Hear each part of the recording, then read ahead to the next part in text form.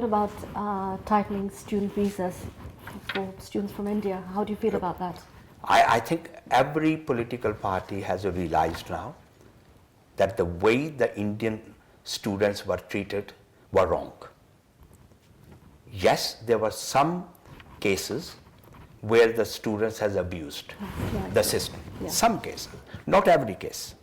Majority cases were the genuine cases, but they suffered. And I think it is a failure of the immigration authorities and the British government rather than those students who failed them. I give you one example. Many students applied for visa as a student visa to come to Britain. Their documents are checked in India, Delhi, Bombay, and other places. Document checked. There's a criteria. You must be having a place in the university or in the college in Britain. You got the letter. You must pay the fee. But some of those colleges were seen as bogus. No, that's what it is. Who issued the licenses to those colleges? Not those students. The British High Commission in Delhi, just for example, got the list of the bona fide colleges. When they see the admission letter, they see it that yes, this is a bona fide college. If that college is found bogus later on, what is the fault of the student in that? It is our responsibility, it's the British government responsibility to make sure before they are given the licenses to run as the colleges and the institutions, they should be checked and looked at, and before they find out, then it should not be the student who should be punished. It should be the owners of those colleges who should be punished, or the people who has issued the license, they should be questioned. What is happening? The students pay the fee, come to the Heathrow airport, find out that that college is closed and it's a bogus, and they lose the fee. They're given the 28 days, or in some cases when the member of parliament or others got involved, they changed the length of the time, and go and look for another college who accepts you. Okay, you already paid the 10,000 or 9,000 or 8,000, whatever the fee you have paid. That fee is not refundable, or the person who is declared bogus or taken the money away, not giving the money back.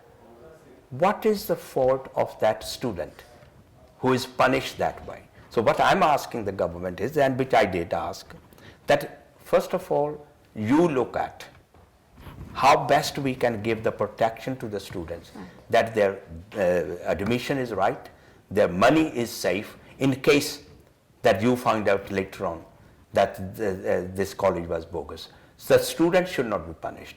Okay, their attendance and other, you need to look at and make sure that there's a close link between the immigration authorities as well as... But there were cases where people were actually using that system to get entry into the UK, where they found even an elderly lady, 80 plus, at Heathrow, saying she'd come here as a student.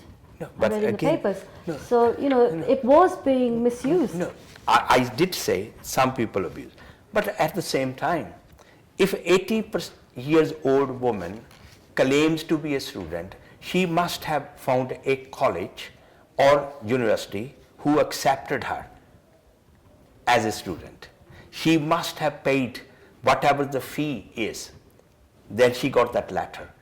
Before the British Embassy issues the visa to that person, they have checked all those criteria. So she met the criteria. If they think that the question should be raised, that should have been raised at Delhi, not at Heathrow Airport. I've come across a lot of young couples who come here as students. Before you know it, they claim to be married and they have a child, and they say, oh, this will, now that we've had a child, it will have a British citizenship, and we will gain entry back into the UK once the child is 18. They're using this system to gain entry into the UK. No, but there's no such thing. I have come across these people at the hospital, you are mistaken. I'm afraid. You are mistaken. Now, the child who is born on British soil, one of the parents must be British citizens. Right. living in Britain without any immigration control. But the child will be issued with a British No, child birth will not certificate. be. Birth certificate will be issued that this child was born here. But there will be also written the parents' conditions on that. And the child will get the Indian passport or the Pakistani passport, whichever the country they come from. It used to be, that is about 30 years ago, that a child born on the British soil will be automatically British citizen. But if the parents manage to stay in the country for 5 years or more, they can obtain British citizenship. No, if they are living here without immigration control, that's different. If they are living here without immigration control, yes, after 5 years living here, they can apply for the British citizen and the child will become a British as well. But no student, the person with any immigration control on it, a visitor and okay, husband, wife come here to visit the country. During that time, the wife was pregnant and she gave a birth to a child. It does not mean that the child is automatically become the British. This is what I was hearing from these no, people. people sometimes do. I'm not denying that. People are misguided on that. People felt it that now the child is born here, it's natural that he or she will be a British citizen. British nationality laws has been changed. That was changed many, many years ago because they knew this was happening. Like that, some people used to come for the medical treatment. Right. Now they are stopping it. Okay. What is the Labour Party manifesto? We seem to hear a lot about the Conservative Party manifesto, but we haven't had much, in the media. National Health Service will be the top priority for us. We feel that National Health Service is the main area which people are more concerned than the education, housing and other related matters as well. I'm talking about the standard. That will be the approach. We wanted to rebuild the economy. We wanted to make sure the employment is created, more business opportunities come, investments come to the Britain, jobs are created. And that will be the general Labour Party policy. And there will be a difference between the Conservative and us, how to approach that. I'm sure Conservatives also will be talking about the economy. We will be talking about National Health Services, Conservatives, Liberals and others will be talking. We will be talking as well. But how to use that to make the improvements will be the differences. The bedroom tax has obviously affected a lot of people because of unemployment and cuts in their benefits. What percentage of your constituents were affected by this bedroom tax? Very few. So it's not a huge issue in my constituency, but in certain areas it is. Let me see how the people reacting generally in the election. I mean, now election campaign started, these issues will be raised. Will the Labour Party get rid of the bedroom tax if you guys I'm get sure elected? that we will be declaring on that. Would you like it to be gotten rid of? Yes, there's different areas have the different choices, but we will have a national policy which we will come out very clearly giving how we're going to tackle this issue. In the Labour leadership back in 2010, you voted for David Miliband. And yet Ed Miliband succeeded to the Labour leadership. How do you feel about this? No, it's a democratic decision. That time, in my view, and many other MPs felt that David is going to be the best leader for us. It does not mean that we did not say that Ed is not a better candidate, but certainly it's a democratic decision. Membership as well as MPs, our electoral board has decided Ed, and I support Ed now, my leader, and fully behind him, and I'm quite confident that we will have Ed Miliband as our Prime Minister in May 2015. But Ed Miliband has had quite some knockbacks with regards to his performance at party conferences in September, forgetting to mention how Labour planned to tackle its deficit, including Ed Bowles recently have said on Newsnight that he could not remember the name of Bill, someone from who had backing to the Labour Party. I mean, Does this have a knockback effect on the Labour Party standing, surely? No. It is how the media take it, right? How the people sometimes interpret it. You got certain time, right? Like today we have certain time. In that there will be many areas I would like to speak. You wanted me to speak, but the time limit is there. Sure. So in that time limit, sometimes you miss very important point. It does not mean that it's not in your mind and heart. Ed Miliband has presented himself as one of the best speakers who can speak without notes and go through the speech without looking at anywhere. So yes, sometimes you think at that time while you're speaking that this is more important rather than this. It does not mean that you are ignoring that side. The public life, issues in the public is a huge list, and there's few you can pick up today, the others you will pick up tomorrow. I hope that I come back to your program again so that there will be other areas I will be able to speak. There's an article in the Guardian newspaper saying that a few of the donors have said anonymously, that 4 of them, that they will not be backing Labour Party after these gaffes. No, it depends who they are, what are their reasons. Sometimes, look, that's why in democracy the governments have been changed. People have been lost their seats because people thought that this policy is not the right policy. And that's where I think these people must have a good reason for not backing the present leadership or present party policies, but there are others who will be joining us as well. So it depends on that. That's a cycle, and I'm not very concerned of that. Yes, we will lose some money, but somebody else will come and give us the money. How do you feel about the issue with the NHS where people have come out and spoken about what's going wrong?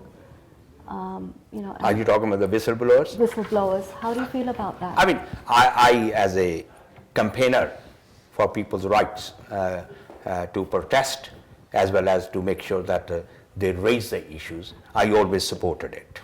It taken a long time. It's been going on for a long time. No, even Asian doctors have spoken up and they've lost their jobs. Remember, it's not only the Asian doctors. There are the people, the workers, the staff members has raised those issues. There's a protection, but there's not enough protection given. So it's a fear as well in the minds whether they will be protected. Are you happy with the new report that's coming up saying the Francis report is out, and they have raised these questions. Government has issued their statement, and we are also have issued our statement. We will be supporting and protecting the whistleblowers in the future so that they can raise the issues with confidence and bring it to the public notice. How will this new reform affect the NHS? Will it be a more efficient NHS? Certainly there will be, when the whistleblower raises the concerns, it is to bring efficiency improvement into the services delivery.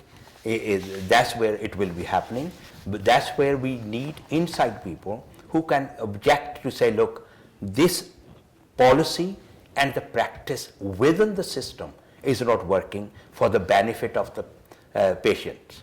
That's what is the whistleblowers doing. Whistleblowers are not taking the personal grudges against an individual, but they because in the investigation it will come. They lost their jobs, some were suicidal, a lot of repercussions faced by the whistleblowers. No, if you look at the whole system, I'm not defending, but I'm saying is that yes, when these people raise the issue, those who are affected by that, if they are powerful, they will try to object to it. What we are trying to say or to do is that next Labour government will do it to make sure that these whistleblowers are given full protection.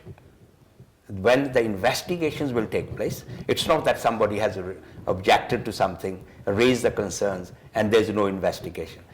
During the investigation and after the investigation, that individual is fully protected and safe, his job and the life as well. So he or she does not feel isolated and left alone. So that's what is the policy will be, That's where the support And will you be putting more money into the NHS? Of course there will be. Of course, the money will be invested. Reorganizations will take place to make sure that the needs of the patients are fully covered. Okay.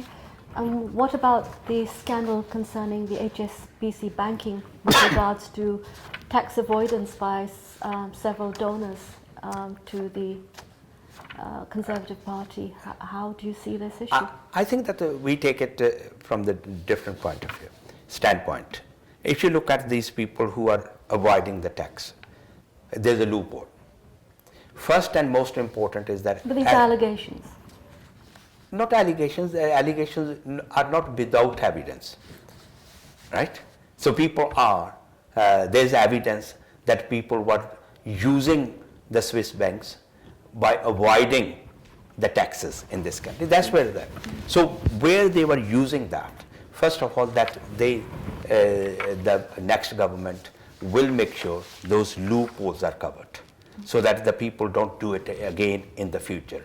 The previous ones, if it is found guilty that they were doing illegal, they will be punished.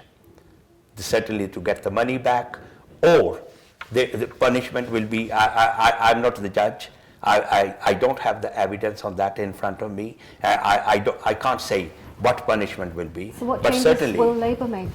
Changes will be that to stop that loophole, that the people don't have the opportunity and avoid and abuse that loophole to avoid the taxes in this country.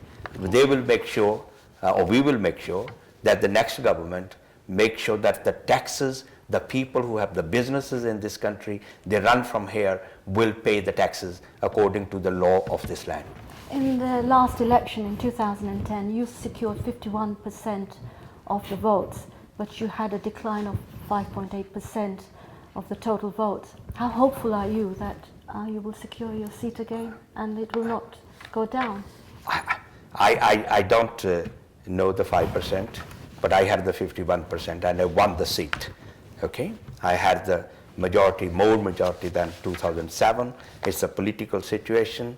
I'm quite confident that what I did in the last 8 years, the way I presented myself to my constituents, I feel that I was doing and giving the best service to my constituents.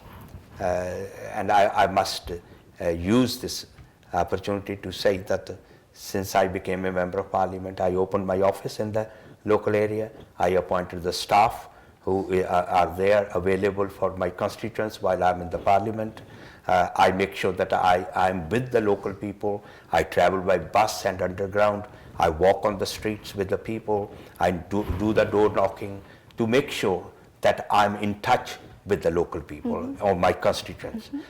With that, I hope that people are happy with my services and I will be able to keep my seat with the help of my constituents.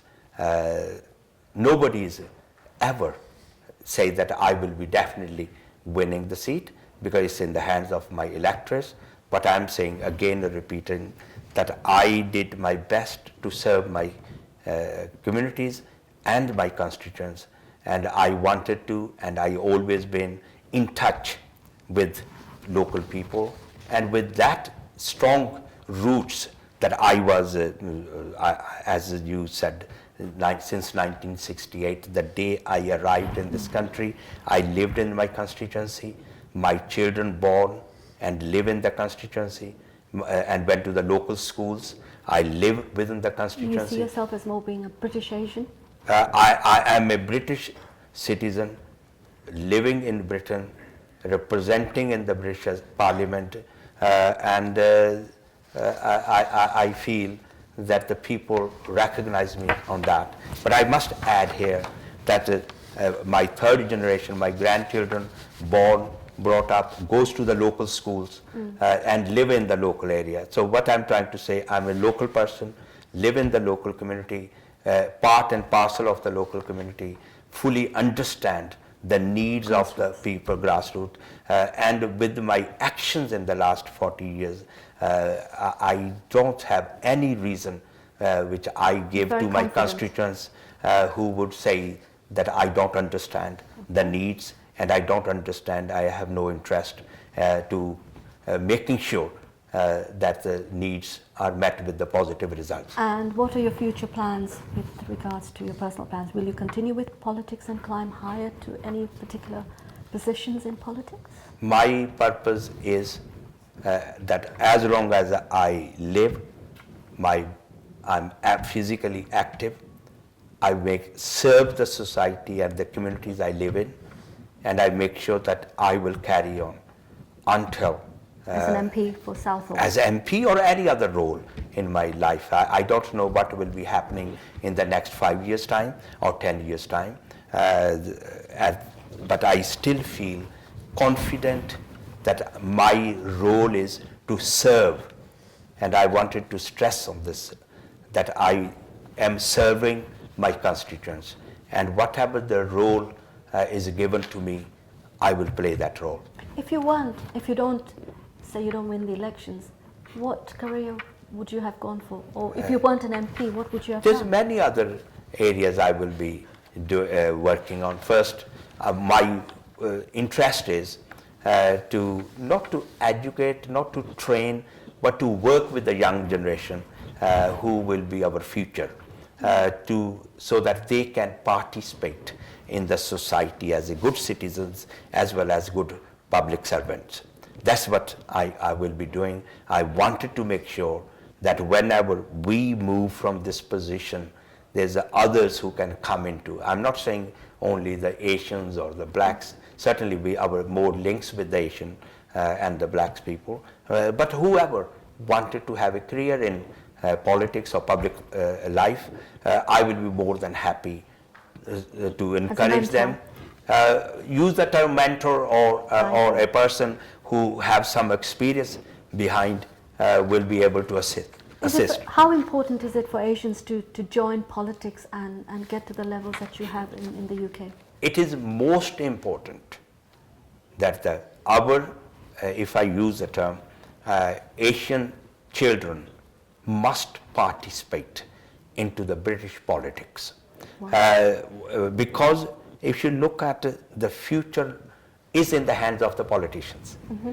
The 650 MPs and those thousands of councillors in the local level or in the parliament decides the future policies of the country.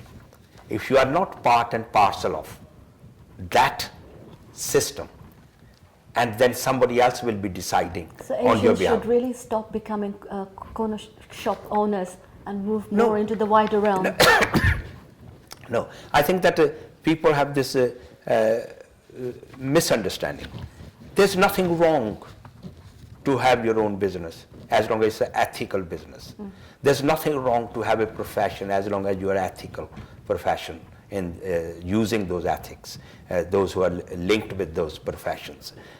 But politics is also part of that system. You need to take interest. I hope that parents listening to your program will encourage those children who have the interest in public life, those who have the interest in politics. I have no hesitation to admit it.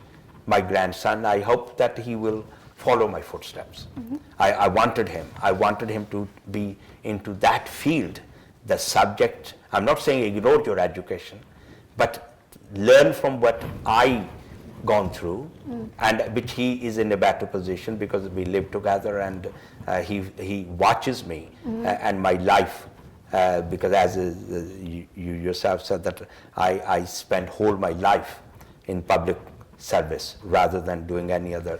I'm not saying that I was starving, but I done my job, day job, but at the same time my interest was at that time, and still is, as I said earlier on, we never knew when we started politics, and people before me, Mr. Kabra joined before me, he was in the parliament before me, they never knew, we never knew that we could be the member of parliament.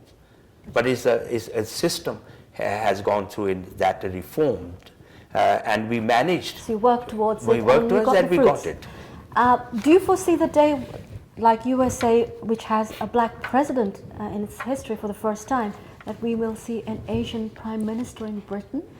I have no doubt that we will have a British whose parents, grandparents, or forefathers came from India or other parts of the world, who had the immigrant background. But they will be British. Some people could call the Asians or blacks or whatever, but they will be British. They will be born Britain, they serve Britain, they sleep Britain, and then they will be representing Britain as I have no doubt. And when will this, golden day come? You never know. I might see in my whole life the day that nobody thought that Obama will be the 5 president. years, 10 years? It could be any time. It's how much work, time we give it. That's the most important. It's your timing, your participation in politics, your contribution, your understanding of the issues, and how you represent those issues.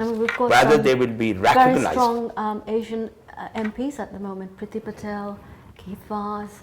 They've played quite a dominant role in British politics for a long time. That's what I'm saying. That the people climbing are the ladder. No, they are not considered as Asians.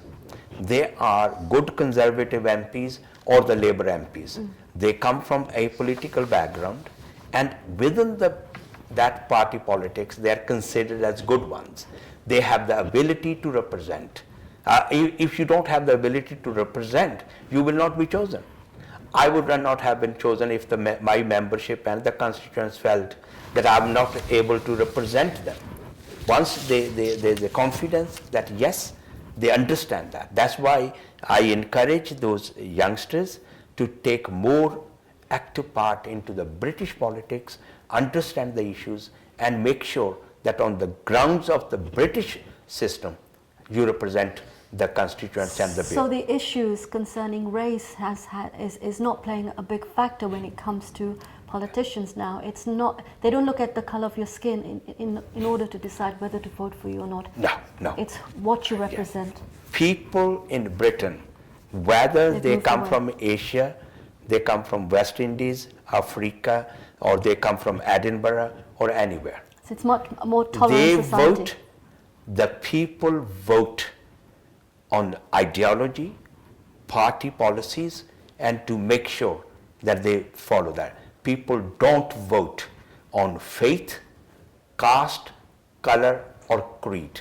People have tried to divide the communities on the basis of their color or race or the faith. They were rejected by the electors, and many examples are there. So I'm confident and I'm convinced with my, again, many years in public life, that people vote for you. Electors look at your policies, your ideology, which you come from, your commitment, and then make sure that you are able to represent and protect their interests. Well, many thanks for coming to our studios today. I hope you win your seat at the next general election. Thank you. Thank you very much. Thank you. We look forward to seeing you again next week with a new MP, a British Member of Parliament. See you until then. Goodbye.